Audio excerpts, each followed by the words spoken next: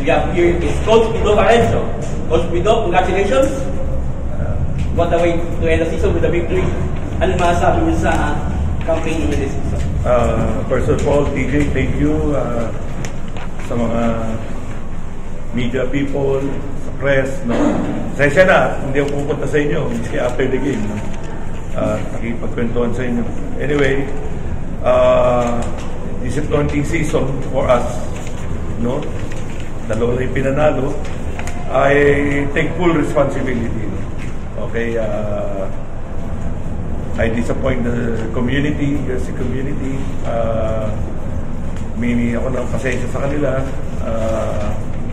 But for sure we'll be better next year. No, with our recruits, nandiyan na. No, my only regret is coming to the season. May anak akong hindi nagsabi ng totoo.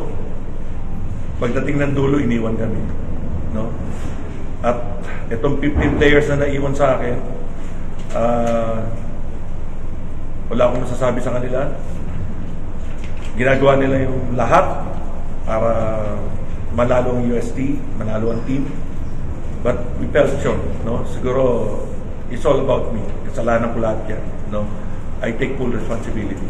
Dahil wala siguro preparasyon, tapos may mga bagay na hindi ko makontrol, no? Basta ang regret ko lang is may isa akong anak na iniwan ako. Yun lang medyo sumama ng loob. Hindi lang sabi ng totoo sa akin. Coach, for transparency, can you say kung sino yung... Hindi, ayoko na magsabi. Basta alam niyo naman yan eh. We all have 16 players. 15 lang yung naglaro sa amin. Di alam niyo na kung sino yun. Di ba? Ayoko na sabihin. No? Ayoko na sabihin. Just to be fair with him. Hindi siya naging fair sa akin. For the team. Kaya kawawa itong mga boys ko. Pero ito, lumaban naman ako. Lumaban ng parehas. For sure, we'll be better next year. Okay? With our recruits and more preparation. Coach, going back to the game na lang, no? You guys held an 11-point lead doon sa fourth quarter, and then FU started to make a run.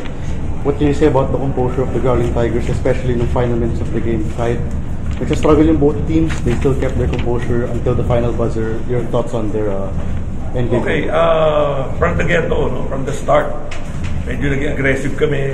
We're composed all throughout the game. And then in the end game, siyempre meron team na magkakaroon ng run eh, no? But I'll give it to the players, yung composure na doon, no? Hindi nawala ng pag-asa, and then siguro enough is enough, bugbog na sa talo. Siguro this is the time na pwede namin siguro makuha yung second win namin for the season. At least, not at least, no? It's still a bad season. 2 wins in 14 games, no? Hindi natin pwedeng kumparahin last year. No, basta kami, we're here fighting. Kaya lang, I just take full responsibility sa lahat na nangyari. No? The losses and everything. The disappointment and everything. Kaya yung community, pasensya na. Yung mga basher ko, I love you all. Yun lang. Bahala na to see. Okay, we have here Christian Manaytay and Nix Panginian. Christian, you had 12 points, 9 pounds, massive one loss. So, ano masasabi mo na binigyan nyo si Coach Pido ng panalo bago matapos po season?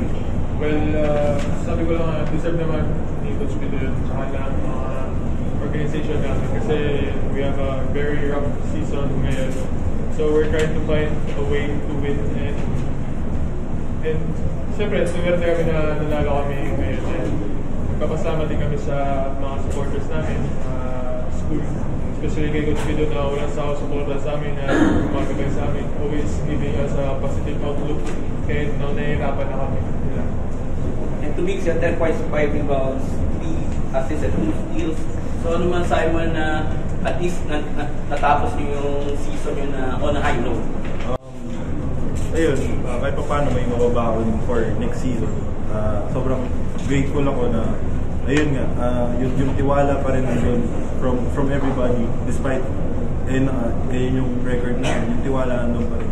Ayun plus add ko lang din na yung band na walang bibitaw, nandun kumbaga, yun nga, yung from the get-go of the season, yung sinasabing culture na binibuild namin, nila Waspido and everybody, yung pinapa-impart sa amin.